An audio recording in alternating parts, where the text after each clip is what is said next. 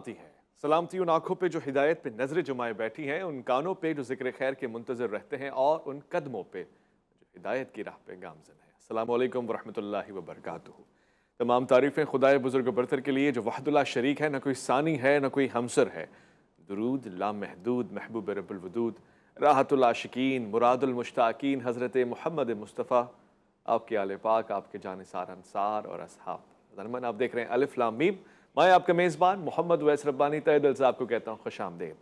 یہ انسانیت جب سے وجود میں آئی ہے، خدا پروردگار رب کائنات عالمین کا رب جو ایک ہے، جس کا کوئی شریک نہیں ہے، انسان کو انسان سے محبت، پیار اور پھر باہمی اتفاق اور اتحاد کی طرف لانا چاہتا ہے۔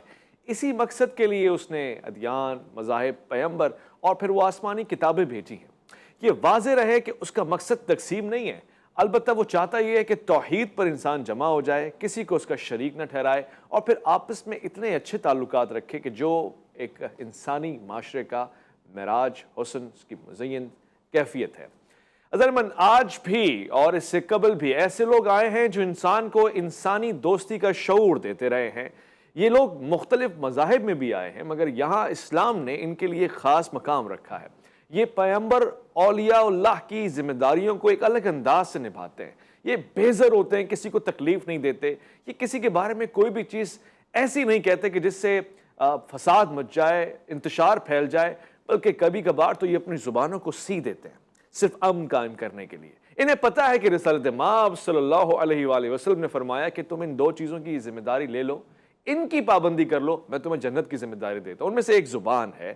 یہ جانتے ہیں کہ اگر کسی کے کام آ سکو تو کام آؤ۔ انہوں نے کھلایا اللہ کے نام پر ہے، پڑھایا اللہ کے نام پہ ہے، سنایا اللہ کے نام پہ ہے، سفر کروایا اللہ کے نام پہ ہے، اٹھایا اور بٹھایا اللہ کے نام پر ہے۔ اللہ نے ان کو خاص کرامات بھی دی ہیں۔ کبھی کسی کے پاس کوئی ایسا حصہ آ گیا کہ جس نے دنیا کو حیران کر دیا، اور کبھی کسی کی سادگی نے، شخصیت نے، ان کے مزاج نے، گفتگو نے، آداب نے، رہن سہن نے اس حد تک متاثر کر دیا کہ گویا یہ بھی ایک کرامت ہی تھی۔ میں بات کر رہا ہوں اولیاء اللہ کی، اس تفسیر اور اس زاویے میں رہنے والے وہ صوفیہ کرام کہ جنہوں نے اپنی ذمہ داریاں نبھائی ہیں، امن و امان کی ترویج و تنوع کے لیے اپنا کردار ادا کیا ہے۔ کیا آج کے زمانے میں کہ جب ہم اگین ورلڈ وار 3 کی بات کر رہے ہوتے ہیں، اس کی جنگ اس کے ساتھ یوکرین رشیا میں جا رہا ہے، چائنا، امریکہ، اور پھر خود اپنے ملک میں باہمی تصادم اور اتفاق کو ہم ٹوٹتا ہوا دیکھتے ہیں اور تصادم بڑھتا ہوا دیکھتے ہیں، سوچتے ہیں کہ کوئی مذہب کے نام پہ ہمیں توہین کے سٹیکر کے ساتھ چپکا نہ دے، تو اس وقت صوفیہ کا کردار اور اس سے پہلے صوفیہ کی تعلیمات کس حد تک ہمارے لیے کارآمد ثابت ہو سکتی ہے، اس موضوع پہ بات کرنا چاہتا ہوں۔ میری خواہش ہے، طلب ہے، اور میں بہت زیادہ تشنا آج محسوس کر رہا ہوں اپنے آپ کو۔ آج کے اس پروگرام میں تشریف فرمائے، میرے ساتھ بہت ہی پیاری گفتگو فرماتے ہیں۔ خاصا ہے آپ کا کہ جب صوفیہ کرام اولیاء اللہ کی بات ہو تو ہم آپ کو خاص طور سے گزارش کرتے ہیں، ہماری عرضیں آپ کے سامنے ہوتی ہیں اور بہت سارے خیر والے جوابات آپ سے مل جاتے ہیں۔ میں خوش آمدید کرنا چاہتا ہوں مفتی نوید عباسی کو۔ السلام علیکم ورحمۃ اللہ۔ وعلیکم السلام ورحمۃ اللہ وبرکاتہ۔ میں ضرمن اپنے ساتھ لیے بیٹھا ہوں ایک اور دوست کو۔ آپ یقیناً انتہائی خاص شخصیت ہیں اس موضوع کے حوالے سے۔ آپ نے ایم اے، ایم فل، یہاں تک کہ پی ایچ ڈی کر رکھا ہے۔ عربک یعنی عربی زبان کو آپ بخوبی جانتے ہیں، لکھتے ہیں، پڑھتے ہیں، پڑھاتے ہیں، سمجھاتے ہیں، اور اس کے علاوہ آپ نے کتاب بھی لکھی، 21 سے زائد آپ کے مقالے چھپ چکے ہیں۔ میں خوش آمدید کرنا چاہتا ہوں ڈاکٹر اقبال چشتی کو۔ السلام علیکم ورحمۃ اللہ، خوش آمدید۔ وعلیکم السلام ورحمۃ اللہ وبرکاتہ۔ مفتی نوید عباسی صاحب، صوفیہ ایک ایسی شخصیت، بلکہ میں کہوں گا کہ شخصیات کا وہ خوبصورت سا اجتماع جو سنتے ہیں کہ اس زمانے میں لوگوں کو پیار، محبت اور یہاں تک کہ شفقت اور اخلاق کی تعلیم دیتا رہا ہے، مگر آج کے زمانے میں اور آج اس معاشرے میں امن قائم کرنے کے لیے صوفیہ کرام کی تعلیمات کس حد تک ضروری ہیں؟ نحمد صلی علی رسول الکریم، اما بعد، بسم اللہ الرحمن الرحیم۔ شکریہ اویس بھائی۔ گزارش یہ ہے کہ صوفیہ، یہ جب ہم لفظ استعمال کرتے ہیں یا صوفی کا لفظ استعمال کرتے ہیں تو اس کے معنی مطالب تو ہمارے عامت الناس بھی جانتے ہیں کہ یہ کس سے بنا ہے، صوف کسے کہتے ہیں، صوفی۔ تو اصل میں اس بات کو سمجھنے کی ضرورت ہے کہ صوفی بنیادی طور پر وہ ہوتا ہے کہ جس کے باطن کا تزکیہ ہو جائے، اور یہ تزکیہ نبی اکرم صلی اللہ علیہ وآلہ وسلم کی ذمہ داری رہی، آپ نے تزکیہ کیا۔ وَيُعَلِّمُهُمُ الْكِتَابَ وَالْحِكْمَةَ وَيُزَكِّيهِمْ، تو یہ تزکیہ صحابہ کرام رضوان اللہ تعالیٰ علیہم اجمعین کے کیا ہے۔ اور دیکھیے جو آج ہم جب صوفیاء کی بات کرتے ہیں تو یہ آج کی کوئی اصطلاح نہیں ہے، یہ بات بھی میں عرض کر دوں، صوفی لوگ اللہ کے قریب جن کا تزکیہ ہوا تھا وہ نبی علیہ السلام کے صحابہ میں بھی موجود تھے۔ میں مثال کے طور پر عرض کروں، جناب سیدنا حضرت ابو ذر غفاری رضی اللہ تعالیٰ عنہ، میں آپ سے یہ پوچھنا چاہتا ہوں، مجھے آپ بتائیے، آپ فرمائیے، آپ صاحب مطالعہ آدمی ہیں، صاحب علم ہیں، ذوق رکھتے ہیں، تو کیا صحابہ کرام رضوان اللہ تعالیٰ علیہم اجمعین کی جماعت میں امن کا داعی آپ کو نظر نہیں آتا؟ ابو ذر، آپ کو دیگر لوگ نظر نہیں آتے؟ اصل میں صحابہ کرام رضوان اللہ تعالیٰ علیہم اجمعین میں بھی لوگ تھے، کاروبار کرنے والے لوگ تھے، نظام حکومت چلانے والے، اسی طریقے سے باطنی نظام سے متعلق لوگ بھی نبی علیہ السلام کے زمانے میں موجود رہے اور نبی علیہ السلام کے بعد انہوں نے کام کیا۔ تو جب ہم برِ صغیر پاک و ہند کی بات کرتے ہیں اور اس زمانے کی بات کرتے ہیں کہ جس میں آپ دیکھیے کہ آئے روز دہشت گردی، بدامنی ہے، جہاں انسانیت کا قتل کیا جا رہا ہے، اور قتل کس بنیاد پر ہو رہا ہے؟ قتل پیسے کی بنیاد پر ہو رہا ہے، قتل کاروبار کے نام پر ہو رہا ہے، قتل سیاست کے نام پر ہو رہا ہے، قتل مذہب کے نام پر ہو رہا ہے، علی ھذا القیاس۔ مختلف چیزوں میں جو ہے وہ انسانیت کا قتل کیا جا رہا ہے، روزانہ انسانیت کا گلا گھونٹا جا رہا ہے۔ اور اس سے آگے بڑھ کر آپ ظلم دیکھیے، وہ یہ ہے کہ جہاں یہ قتل و قتال ہے، جہاں یہ بدامنی ہے، جہاں یہ دہشت گردی ہے، وہاں لوگوں کو کھانے اور پینے کے لیے دستیاب نہیں ہے۔ صحیح۔ لیکن صوفیاء کون ہیں؟ ذرا آئیے پلٹیے ان کی طرف۔ ایک تو ان کا تعلق باللہ ہے، ایک ان کا تعلق بالرسالت ہے، صحیح، اور ان کا ایک تعلق ذات مولا علی سے ہے۔ اچھا، یہ بات ذہن میں رکھیے گا کہ صوفی ہمارے ہاں وہی صوفی ہوتا ہے کہ جو خیرات در علی سے پاتا ہے، اچھا، اور جس کو مولا علی خیرات عطا نہ کریں اور جو در علی سے کٹ جائے، وہ کائنات میں کتنا بھی بڑا آدمی کیوں نہ کہلاتا ہو، وہ صوفی نہیں ہو سکتا، وہ اس کے سوا سب کچھ ہو سکتا ہے، وہ دہشت گرد بھی ہو سکتا ہے، وہ زندیق بھی ہو سکتا ہے۔ اس لیے کہ خود حضرت ایک عظیم صوفی مجدد الفسانی شیخ فاروق احمد سرندی علیہ رحمہ، آپ مکتوبات میں یہ بات لکھتے ہیں کہ جو علی سے پہلے گزرے، یعنی پہلی امتوں میں جو ولی ہوئے اور جو صبح قیامت تک ولی ہوں گے، ہر ولی کو ولایت در علی سے ملتی ہے۔ اللہ اکبر۔ تو دہشت گردی کے اس ماحول میں، بد امنی کے اس ماحول میں، یہ صوفیاء امن کی ایک چھتری ہیں، امن کا ایک سائبہ ہیں۔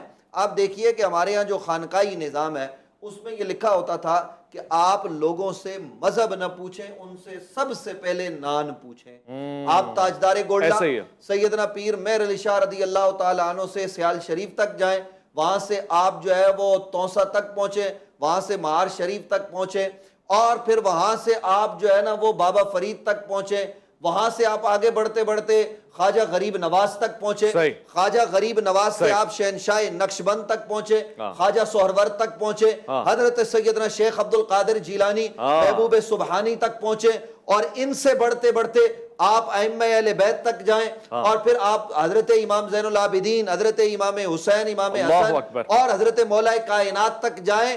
یہ سب لوگ وہ تھے صحیح، کہ جو لوگوں سے یہ نہیں وجہ پوچھتے فرما تھے رہے کہ تمہارا مذہب کیا ہے، وہ کہتے تھے آؤ ہمارے پاس آئے ہو، امن میں آ گئے ہو، امان میں آ گئے ہو، صحیح، پہلے کھانا کھاؤ، باقی وجہ باتیں فرمایا۔ بعد میں کریں گے۔ حقیقت تو ایسے ہمارے ہی ہے۔ صوفیاء نے یہی کام کیا ہے، لوگوں کو کھانا کھلا کر ان کی گردنوں کو نہیں فتح کیا بلکہ لوگوں کے پہلے دلوں طعام کو فتح کیا اور اس ہے۔ کے بعد میں کلام، یہ مزاج رہا ہے خواجہ معین الدین چشتی علیہ الرحمہ، آپ پہ اللہ تعالیٰ رحمتیں برسائے۔ یہ تو معروف ہے کہ ہندوستان جیسی سرزمین پہ آپ لوگوں کو پہلے کھلاتے تھے اور اس کے بعد تزکیہ نفس کی ایک قسم اور ایک صورت آپ نے بیان فرمائی اپنے اخلاق سے، اپنے کردار سے، اور پھر تعلیم و تربیت اور تدریس کا ایک خوبصورت سا شعور پیدا کیا آپ نے اس سرزمین میں۔ میں آج اقبال چشتی صاحب اگر آپ سے یہ پوچھوں، وہی اسلام جس میں یہ معروف ہے کہ اسلام میں رہبانیت نہیں ہے، تو ہم اس کی تاریخ کہاں تلاش کریں جس کو ہم کہتے ہیں صوفیاء؟ کیا اسلام سے پہلے بھی یہ لوگ تھے اور کیا یہی رہبانی تھے، یا انہی کے درمیان یہ بات تھی کہ جنگلوں میں چلے جانا، ویرانے میں چلے جانا، جس کو اسلام نہیں پسند کرتا؟ یعنی اسلام سے پہلے کی تاریخ صوفیہ کرام کی کیا ہے؟ صوفیاء کا بیسیکلی جو کردار تھا، ان کے جو افکار تھے، وہ ان کے جو نظریات تھے، یہ بے عین ہی حضور علیہ الصلوۃ والسلام کی سیرت طیبہ اور آقا علیہ السلام کے افعال، آپ کے کردار سے ماخوذ کیے ہوئے تھے۔ مثال کے طور پر میں یہاں پہ کہنا چاہوں گا، نبی دو عالم صلی اللہ علیہ وآلہ وسلم، آپ کی یہ حدیث نبوی ہے، بخاری شریف میں یہ حدیث ہے، حضور دو عالم صلی اللہ علیہ وسلم سے پوچھا گیا ای الاسلام خیر، یا رسول اللہ سب سے جو اعلیٰ عرفہ جو اسلام ہے وہ کیا ہے؟ جی تو نبی دو عالم صلی اللہ علیہ وسلم نے فرمایا ہے اے تطعم الطعام وتقرأ السلام علی من عرفت ومن لم تعرف، سبحان اللہ، کہ تو کسی کو کھانا کھلائے اور اس پر بھی سلام پڑھے، اس کو بھی سلامتی اس پر بھیجے جس کو تو جانتا ہے، اور جس کو تو نہیں جانتا اس پر بھی سلامتی بھیجے۔ سبحان اللہ، پوائنٹس کئی ہیں، میں ہر پوائنٹ کے اوپر میں کوشش کروں گا، حدیث پڑھوں گا اور کسی صوفی کا، صوفی باصفا کا عمل مبارک آپ کے سامنے رکھوں گا، تاکہ جو کچھ صوفیاء کے حوالے سے کچھ خدشات اور کچھ اس طرح کے اعتراضات، ٹھیک ہے، لا یعنی اعتراضات پیش کیے جاتے ہیں، ان کا سد باب بھی ساتھ ساتھ ہوتا جائے۔ نبی دو عالم صلی اللہ علیہ وسلم نے فرمایا ہے کہ اے تطعم الطعام، کہ بھوکے کو کھانا کھلاؤ، وتقرأ السلام علی من عرفت ومن لم تعرف، صحیح، کہ ہر اس جاننے والے کو، نون پرسن کو اور ان نون پرسن کو سلامتی بھیجنا۔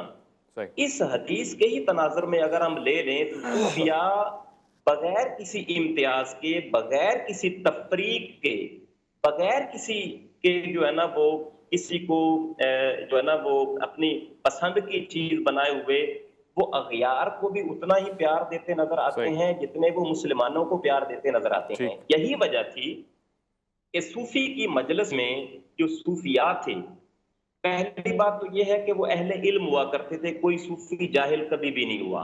صحیح، وہ قرآن و سنت کے ساتھ متمسک ہوا کرتے تھے، قرآن و سنت کے عالم ہوا کرتے تھے، اور صرف عالم نہیں ہوا کرتے تھے، عالم با عمل ہوا کرتے تھے، جس کی وجہ سے وہ اولیاء اللہ جو ہیں آج بھی ان کا نام زندہ ہے۔ دوسری بات یہی وجہ ہے کہ صوفیاء کرام کی محافل کے اندر کوئی بھی آتا تھا، کس باشد، چاہے کوئی ہندو آئے، چاہے کوئی کرسچن آئے، صحیح، چاہے کوئی مسلم آئے، وہ بغیر کسی خوف و خطرہ کے وہ ان کی محافل میں آتا تھا، ان کو وہ کھانا کھلاتے تھے، ان کی رسپیکٹ کرتے تھے۔ انہوں نے کبھی یہ نہیں کہا کلمہ پڑھو۔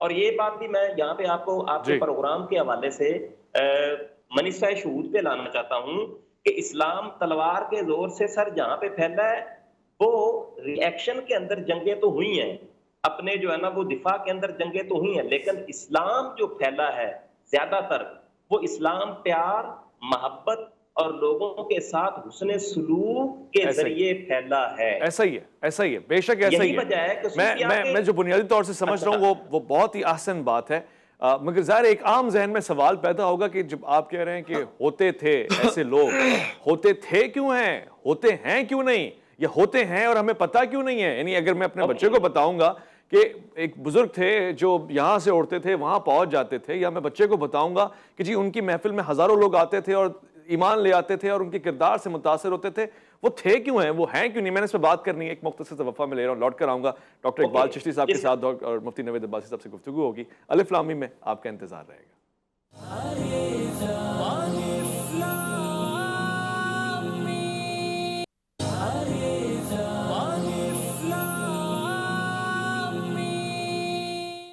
خوش آمدید۔ الف لام میم میں آج تصوف کا جو کردار ہے امن سازی میں، اس پہ بات ہو رہی ہے، یعنی صوفیہ کرام جس انداز سے محبت، پیار، شفقت، امن، آشتی اور سب سے بڑھ کے یہ کہ اتحاد، اتفاق کی فضا قائم کرتے رہے۔ دیکھا کہ اس معاشرے میں موسیقی عام ہے اور ان کو بھجن کے ساتھ چیزیں سمجھ میں آتی ہیں، تو اللہ رب العزت کے ذکر کو محفل سما کے انداز میں پیش کرنا شروع کر دیا۔ اس سے کتنے لوگ ایمان لے آئے یہ بات تاریخ میں ہے، اور پھر اب انہی کی نسلیں ایمان لانے کے بعد کتنے اعتراض کرتے ہیں، یہ بات زیر بحث آ سکتی ہے۔ البتہ یہ بات تو آپ مانیں گے کہ جس کلچر میں جس قسم کے رواج اور رسم اور ریت قائم تھے، انہی رسموں کو، رواجوں کو تبدیل کر دیا اور اہل توحید بنا دیا، اور پھر آج لوگ اسی چیز کو جاری رکھے ہوئے ہیں۔ پروردگار فرماتا ہے کہ جس نے میرا ذکر کیا میں اس کا ذکر بلند کر دیتا ہوں۔ رب العالمین کے کرم سے اگر ہم کسی کو یاد کرتے ہیں، ہم آج بھی اس پروگرام کو اسی تسلسل میں کر رہے ہیں، مگر سمجھنے کی ضرورت ہے۔ اور میں مفتی نوید عباسی صاحب سے یہ سوال پوچھوں گا کہ جو تصوف ہے اس نے امن میں اتنا کردار ادا کیا ہے کہیں یہ کچھ زیادہ تو نہیں ہو گیا؟ مطلب جنگ کا ماحول ہے، اتحاد اور اتفاق کی فضا کو ذرا سائڈ میں رکھ کے ایک بات ہے کہ یہاں پر آپ نے حق پرستی سے کام لینا ہے، مگر ہم کہتے ہیں جی کچھ ایسے بزرگ گزرے ہیں وہاں پہ بھی انہوں نے خاموشی اختیار کر لی، سکوت اختیار کر لیا، کہ یہ بھی امن کی ترویج و تنوع میں اپنا کردار ادا کرنا ہے یا پھر ایک دوسری کیفیت ہے مفتی صاحب؟ دیکھیے اویس بھائی، گزارش یہ ہے کہ ہم جب صوفیاء کی بات کرتے ہیں نا، عملاً جو لکھا ہوا تصوف ہے، لوگ عام طور پر یہ سمجھتے ہیں شاید یہ کوئی قرآن اور سنت سے متصادم چیز ہے، جی حالانکہ یہ قرآن اور سنت کے مطابق ہے۔ اور یہاں میں ایک بات یہ بھی عرض کرنا چاہتا ہوں، وہ لوگ جو علم تصوف سے بنیادی طور پر نابلد ہیں، ہم ان کو کوئی الزام نہیں دیتے۔ اصل میں اگر جو ہے نا وہ MBBS ڈاکٹر نہیں ہوں تو میں آپ کے مرض کو کیسے سمجھ سکتا ہوں، اور میں اس پر اپنی رائے زنی شروع کر دوں کہ آپ کو بخار ہے اور میں نہیں وہ سمجھ پا رہا، تو آپ کے مرض میں اضافے کا سبب ہی بنوں گا اور کوئی اپنی طرف سے دعا دے کے علاقتی کی بات کروں گا۔ مجھے چاہیے یہ کہ میں ریفر کر دوں کہ بھائی آپ اس ڈاکٹر کے پاس جائیں، میرا یہ شعبہ نہیں ہے۔ تو بنیادی طور پر ہر قرآن اور حدیث پڑھنے والا آدمی ضروری نہیں کہ وہ تصوف کو جانتا ہو، صحیح لیکن ہر تصوف والا آدمی جو صوفی ہوتا ہے وہ قرآن اور حدیث کو جانتا ہے۔ صحیح یہ بنیادی بات ہے۔ شیخ اکبر محی الدین ابن عربی رحمۃ اللہ تعالی علیہ، یہ تصوف کی دنیا کا اتنا بڑا نام ہے کہ ہمارے سر جھک جاتے ہیں اس آدمی کے سامنے۔ ان کی کئی کتابیں ہیں، ان میں ایک کتاب ہے ان کی فصوص الحکم، صحیح اس میں یہ بہت ساری باتیں کرتے ہیں، انہوں نے وہاں فصیں باندھی ہیں اور تقریباً 27 فصوص ہیں، اور وہ اس میں یہ بات ثابت کرتے ہیں کہ یہ جو سارا نظام آج ہے نا، وہ اپنے زمانے کی بات کر رہے ہیں، یہ نظام سارا کا سارا انبیاء کا نظام ہے۔ اچھا یعنی انبیاء کرام علیہم السلام کس طریقے سے لوگوں کو اپنے قریب کر رہے ہیں، پھر نبی اکرم صلی اللہ علیہ وسلم کا کیا انداز ہے، اور وہ تمام باتیں نبی علیہ السلام کے فرامین قرآنی آیات سے ثابت کرتے ہیں۔ تو میرے وہ دوست جو تصوف کو نہیں جانتے اور اس پر جو ہے نا وہ رائے زنی کرتے ہیں اور تان کرتے ہیں، ان کو سمجھنا چاہیے صحیح کہ وہ یہ کام نہ کریں۔ وہ ہمارے دوست ہو سکتے ہیں، اچھے لوگ ہو سکتے ہیں، لیکن وہ جب اس وادی میں انہوں نے قدم نہیں رکھا تو اس وادی کے متعلق وہ کیسے رائے دے سکتے ہیں؟ ٹھیک ہے، تو واضح اب جو ہو گیا۔ آپ نے بات کی ہے وہ یہ کہ دیکھیے صوفیاء امن کی بات کرتے ہیں، پیار کی بات کرتے ہیں، محبت کی بات کرتے ہیں، کھانا کھلانے کی بات کرتے ہیں، بیٹھنے اٹھنے کی بات کرتے ہیں، یہ سارے معاملات کرتے ہیں، لوگوں کی شادی بیاہ کی بات کرتے ہیں، یہ سارا نظام چلاتے ہیں، لیکن جہاں ضرورت پڑتی ہے تو وہاں صوفیاء مجاہدین اسلام کی پشت پر بھی آپ کو کھڑے نظر آئیں گے۔ یہ بات میں سننا حضرت ابو ایوب انصاری رحمت اللہ تعالی علیہ اور رضی اللہ تعالیٰ عنہ نبی علیہ السلام کے صحابی ہیں۔ آپ دیکھیے کہ وہ نبی علیہ السلام کے صحابی ہیں اور تصوف سے ان کا بڑا گہرا شغف ہے، اور نبی علیہ السلام ان کے گھر میں قیام کرتے ہیں، لیکن وہ جہاد کے لیے کہاں پہنچتے ہیں؟ یعنی وہ جو بخشش اور مغفرت کی ضمانت نبی علیہ السلام نے دے رکھی ہے، اس کو پانے کے لیے وہ قسطنطنیہ کے بالکل قریب پہنچ جاتے ہیں اور کہتے ہیں مجھے جب میں انتقال کر جاؤں تو مجھے جتنا قریب ہو سکے شہر کے اتنا قریب کر کے دفن کرنا۔ آپ ان کو دیکھیں، آپ سلطان صلاح الدین ایوبی کو دیکھ لیجئے، ان کی پشت پر کون ہے؟ آپ اگر غور کریں گے تو آپ کو سلطان صلاح الدین ایوبی کی پشت پر شیخ عبد القادر جیلانی محبوب سبحانی نظر آئیں گے۔ آپ کو ہندوستان میں داتا علی اجویری نظر آتے ہیں، تو داتا صاحب علیہ رحمہ وہ عظیم بزرگ ہیں جو مجاہدین اسلام کی پشت پر آپ کو نظر آئیں گے۔ تو مجاہدین اسلام کی مدد بھی ان بزرگوں نے کی ہے، اور ان بزرگوں نے یہ نہیں ہے کہ جہاد سے یہ غافل ہے، لیکن انہوں نے پہلا کام یہ کیا کہ اگر ایک آدمی بغیر تلوار چلائے، بغیر گردن مارے اللہ کی طرف آتا ہے تو پھر ہم اپنے عمل کے ذریعے مگر سوال یہ ہے کہ ڈاکٹر اقبال چشتی صاحب، آپ سن رہے ہیں گفتگو، بہت زیادہ کام کیا ہے، اس میں کوئی شک ہی نہیں ہے، آج کیوں نہیں ہو رہا کام؟ ہو رہا ہے تو ہمیں نہیں دکھ رہا، کوئی بات تو ہے جس کو طے کرنا ضروری ہے۔ ہوتے تھے اور کرتے تھے سے آج ہو رہا ہے، میں کیسے سفر کریں ہم؟ دیکھیں، تصوف بنیادی طور پر برداشت، ہارمنی، امن اور تحمل اور بردباری کا نام ہے۔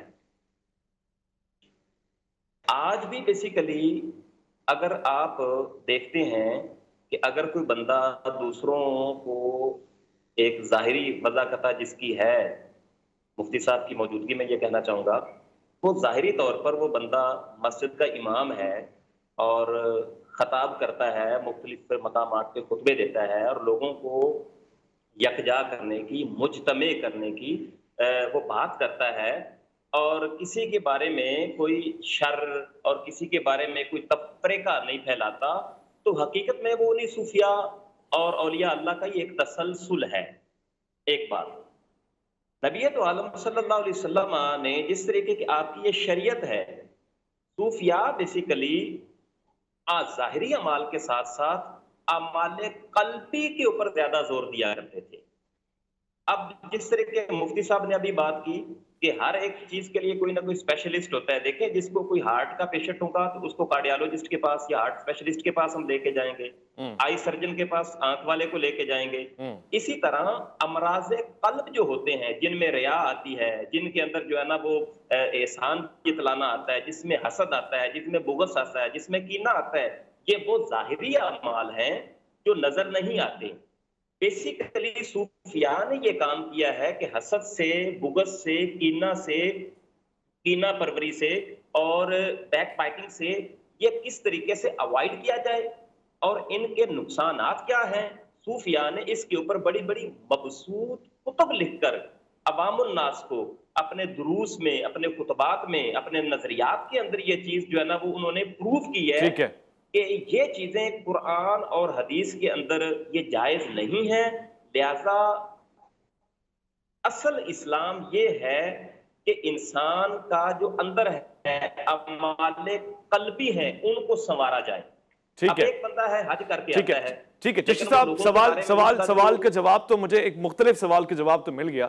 میرے اپنے سوال کو اگر میں جواب کے اندر تبدیل کرنے کی کوشش کروں تو میں اب تک تشنا ہوں یہ بات سمجھنے میں کہ آج کے دور میں کس کو، میں مہاتما گوتم بدھ کو صوفی کی مثال میں بٹھا سکتا ہوں کیونکہ وہ بھی لوگوں کی خدمت کر رہا ہے، کھلا رہا ہے، یا وہ جو ہندوستان میں راجنیش معروف اوشو تھا، وہ بھی ایک طرح سے یوگا، تصوف، میڈیٹیشن پہ کام کر رہا ہے، یا آج پہ کئی سارے لوگ، ان میں اور اہل اسلام میں فرق کیا ہوگا میں بات کرنا چاہوں گا۔ ایک مختصر سا وقفہ لے رہا ہوں، میں لوٹ کر آؤں گا۔ ظاہراً آج کے دور کے تصوف جس نے امن پہ کام کرنا ہے اس کی تلاش میں جاری رکھوں گا اور دیکھوں گا کہ معاشرے میں اس کا کیا کردار ہے۔ الف لام میم آپ کا منتظر۔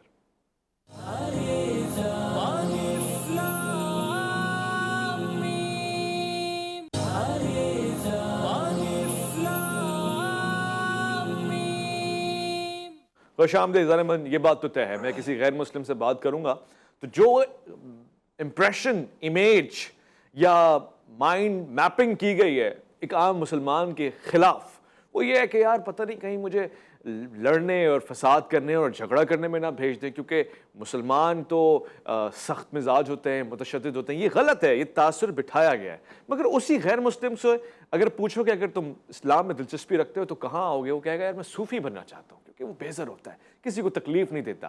یعنی صوفیاء نے امن کے قیام میں اپنا بڑا کردار ادا کر دیا، اس میں کوئی شک نہیں۔ مگر ڈاکٹر اقبال چشتی صاحب، سوال یہ ہے کہ آج کے دور میں ایسے پرامن صوفیاء کرام کو کہاں تلاش کروں، کس دہلیز پہ جاؤں اور کہاں تزکیہ نفس کرواؤں؟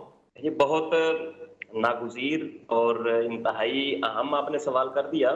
دیکھیں دین اسلام تو وہی ہے قرآن کی صورت میں اور رسول اللہ صلی اللہ علیہ وآلہ وسلم کے فرمان کی صورت میں ہمارے پاس موجود ہے۔ اس کے بعد میں آتے ہیں صحابہ، آتے ہیں اسلاف، آتے ہیں، اور صوفیاء کی طرف جو ہے وہ یوز ہوئی دوسری ہجری میں، اور اس کا جو ہے نا ارتقاء ہوا۔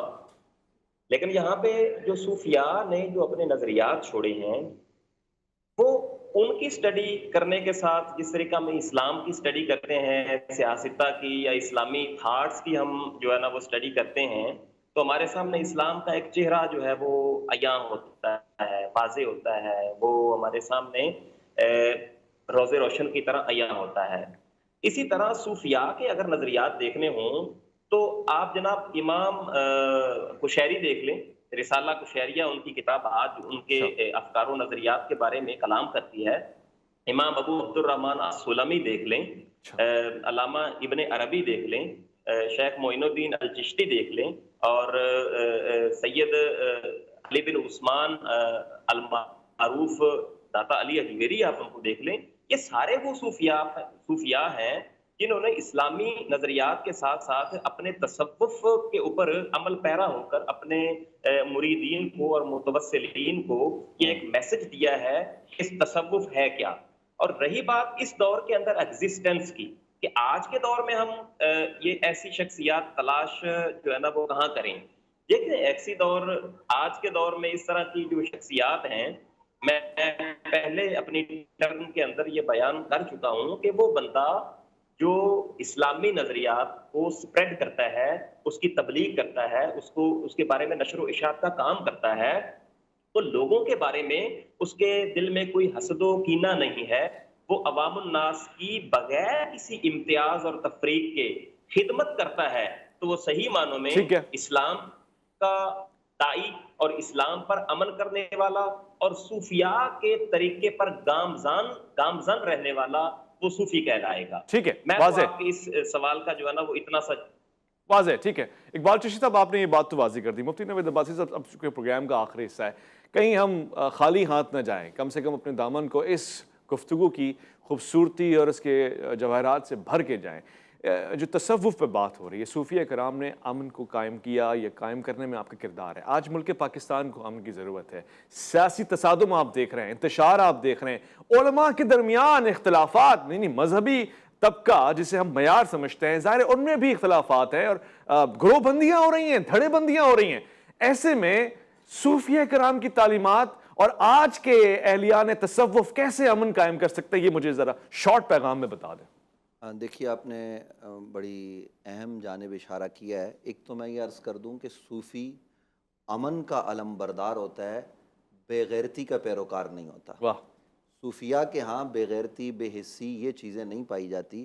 آپ دیکھیے کہ سیدنا تاجدار گوڑلا پیر مہر علی شاہ رضی اللہ تعالیٰ عنہ ہمارے عصر قریب کے ایک بہت بڑے صوفی بزرگ ہیں، اور انہوں نے ترک دنیا کر کے مکہ مکرمہ کو اختیار کیا. رابانیت نہیں تھی، لیکن تعلق باللہ قائم کرنے کے لیے، تعلق بالرسالت، وہ حرمین میں قیام پذیر ہوئے. لیکن وہاں سے وہ پھر یہاں ہندوستان آئے اور انہوں نے ختم نبوت کا کام کیا. جب ضرورت پڑتی ہے تو صوفی کھڑا ہوتا ہے. اور یہ بات ذہن میں رکھیے گا، جب صوفی کھڑا ہوتا ہے نا، نکل کر ادا کر خانقاہوں سے رسم شبیری، تو پھر صوفی ایسے ویسے کھڑا نہیں ہوتا. اس کے پاس حضرت امام حسین علیہ السلام کے دربار سے اجازت موجود ہوتی ہے جب صوفی کھڑا ہوتا ہے. تو خیر، آج جو آپ نے بات کی کہ علماء کا اختلاف اور یہ چیزیں، یہ آج کی نہیں ہیں، یہ صدر اول سے چلی آ رہی ہیں. آپ کو اختلاف تو صحابہ میں بھی نظر آئے گا. جو نبی علیہ السلام کے صحابہ ہیں، عبداللہ بن عباس، عبداللہ بن مسعود، عبداللہ بن زبیر، علی ھذا القیاس صحابہ کرام میں اختلاف رہا اور بہت سارے مسائل پر رہا پھر بعد کے دور میں. لیکن یہ اختلاف امتی رحمتن. لیکن جب اختلاف میں حسد، کینہ، بغض اور ذاتیات آ جاتی ہیں تو پھر وہاں سے تباہی کا آغاز ہوتا ہے. اور یہ کب ہوتا ہے؟ کہ جب ہمارا من میلا ہوتا ہے، ہمارا ظاہر بڑا پاکیزہ ہوتا ہے. ظاہر میں ہم نے جو ہے نا وہ جبہ کبہ صوفیہ والا لباس بھی پہنا ہوتا ہے اور دکھنے میں ہم فرشتہ صفت لگتے ہیں، اندر سے شیطان ہوتے ہیں. تو تب یہ ساری چیزیں ہمارے اوپر آ کر جو ہے نا وہ لگ جاتی ہیں کہ ہم تباہی کے راستے پر چل رہے ہوتے ہیں. اس وقت، اس لمحہ موجود میں یہ عرض کرنا چاہتا ہوں، مجھے نہیں معلوم ابھی آپ کا کتنا وقت ہے، لیکن میں چاہوں گا کہ 2 منٹ آپ دیں، کہ اس وقت جو انتشار ہے، جو عدم برداشت کی کیفیت ہے، کہ ہمارے ملک میں ادارے آپس میں لڑ رہے ہیں، ہمارے ملک میں سیاسی جماعتیں آپس میں لڑ رہی ہیں، ایک دوسرے پر کفر کے فتوے دیے جا رہے ہیں، یہ سب کیا ہے؟ یہ سب اصل میں تعلیمات اسلام سے دوری کے سبب ہے. آج بھی اگر ہم اسلام کو اپنا سب کچھ مان لیں تو ہم آگے بڑھ سکتے ہیں. اور میں چلتے چلتے یہ گزارش ضرور کرنا چاہتا ہوں اپنی افواج سے، اپنے اداروں سے اور اداروں کے ساتھ ساتھ سیاسی جماعتوں سے، کہ خدا را اپنے اندر برداشت پیدا کیجئے اور اس ملک کے وسیع تر مفاد میں آپ ایک جگہ بیٹھ کر مسائل کا حل تلاش کیجئے. اور اس ملک میں ایسا نہ ہو کہ ہم اپنے ہاتھوں سے اپنے اس بنے بنائے گلستان کو برباد کریں. اسی لیے پروگرام ہم نے ترتیب دیا کہ تصوف میں جو امن، پیار، چاہت ہے، آج ہمارے لیے ایز اے آپشن نہیں بلکہ as a must do thing available ہے، اور اس کو اپنا سکتے ہیں کیونکہ ہمیں غیروں کے پاس نہیں، اپنوں سے یہ لینا ہے. میں ضرور آپ کو شکریہ کہتے ہوئے آپ سے صرف اتنا کہنا چاہتا ہوں کہ یہ کیفیت ہے، اور یہ کیفیت جس کو ہم تصوف کہتے ہیں، اس کا آغاز من سے ہوتا ہے، دل سے ہوتا ہے. اور جو چیز ہم دل سے نکال کے دماغ پہ لے جاتے ہیں تو پھر عقل بہت پیچھے رہ جاتی ہے اور دل بہت آگے کا معاملہ رکھتا ہے۔ اگر ہم خود کو تبدیل کرنا چاہتے ہیں اور اگر ہم چاہتے ہیں کہ معاشرہ تبدیل ہو جائے تو پھر ہمیں اپنے دل کو بدلنا پڑے گا۔ شاید اسی کو تزکیہ نفس کہتے ہیں اور اسی کا کردار آج سب سے زیادہ مسنگ ہے جو اہل تصوف کر سکتے ہیں، کیا ہے۔ ہمیں خود ذمہ داری اٹھانی ہے۔ ہم اہل سیاست تو ہیں، اہل قلم تو ہیں، اہل مکتب تو ہیں، اور پھر سب سے بڑھ کے یہ کہ ہم کوئی نہ کوئی اہل ہوتے ہوئے بھی سب سے بڑے نا اہل ہیں، مگر اگر کسی چیز کی ضرورت ہے تو وہ ہے اہل محبت ہونے کی۔ اپنا خیال رکھیں گے، آپ اپنے سے بڑھ کے خیال رکھیں گے ملک پاکستان کا، اللہ کے فرمان کا۔ ویس ربانی کو دیجیے کہ اجازت۔